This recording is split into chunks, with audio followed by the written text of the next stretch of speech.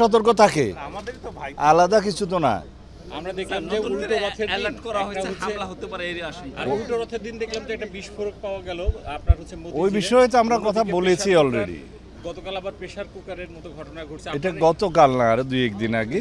আপনারা কি মনে করছেন আসলে সারা দেশে বাদীদের কোনো প্ল্যান বা এরকম কিছু বা আপনাদের সতর্কতা? গতকালকে যেগুলো পাওয়া গেছে ওগুলো আসলে বোম না, পরে চিহ্নিত করা গেল যে ওর মধ্যে কিছু নেই। কিন্তু কোথাও ব্যাগ যদি রেখে যায় আমরা সতর্কতা হিসাবে সেগুলো দেখি, যদি কোনো কিছু থাকে, যে কেউ যদি কোনো ধ্বংসাত্মক কিছু করার পরিকল্পনা থাকে, সেরকম আমরা সবসময় সতর্ক থাকি। তো গতকালকে যে ব্যাগ ট্যাগ পাওয়া গেছে ওগুলোতে কিছুই ছিল না। এর আগে একদিন একটা প্রেসার কুকারে জিনিস পাওয়া গেছে আশুলিয়াতে, সেটার বিষয়ে আমরা তদন্ত করতেছি, এর পিছনে কে থাকতে পারে। মতিঝিলে যেটা হচ্ছে ওইটাও আলাদা তদন্ত হচ্ছে, মেট্রো রেলের কিছু। আমরা একটা পরিসংখ্যান নিয়েছি বিগত 5-6 মাসের এবং তার আগের পিরিয়ডের।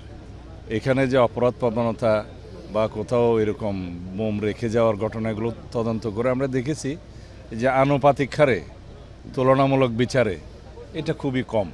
তবে আমাদের কাজ আছে, আমরা সবসময় সতর্ক থাকি, পুলিশ বাহিনী সতর্ক থাকি, এবং বোম ডিসপোজাল ইউনিট 24 আওয়ার্স আমরা রেডি রাখি। কোথাও এরকম কোনো নাশকতার কোনো পরিকল্পনা কেউ করছে কিনা। তবে আমরা এখনো পর্যন্ত যেটা দেখেছি সেটা আমাদের এখনো বিপজ্জনক কোনো পরিস্থিতির ইঙ্গিত দেয় না। তো আমরা সবসময় সতর্ক থাকি। কোথায় অ্যালার্টনেট জারি করা? আমরা এই যে আওয়ামী ফ্যাসিবাদী গোষ্ঠী, যেটা নিষিদ্ধ ঘোষিত রাজনৈতিক গোষ্ঠী, তাদের বিভিন্ন কার্যক্রম আগস্ট মাসে পরিলক্ষিত হচ্ছে। তো সেই জন্য আমরা সবাইকে সতর্ক থাকতে বলেছি। ধন্যবাদ।